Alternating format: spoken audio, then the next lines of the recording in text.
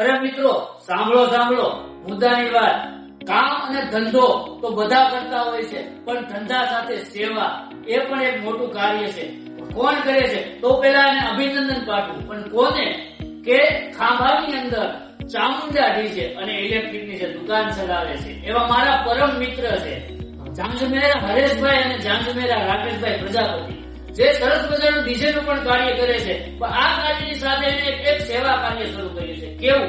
કે જે બાપ વગરની દીકરી હોય ને તે મફત ડીજે વગાડી આપશે. આ રાસ ગરબાની અંદર મફત ડીજે વગાડી આપશે જેને બાપ નથી એને. તો આવા મારા મિત્રોને આપણે લાભદાયી થવું જોઈએ. તો આવા મારા મિત્રો ખાંભા વિસ્તારની અંદર આ ડીજે નું કામ કરી રહ્યા છે. તો ખાંભા વિસ્તારની અંદર જે કોઈને આવા ડીજે નો લાભ લેવો હોય ને તો જરૂરથી સંપર્ક કરજો.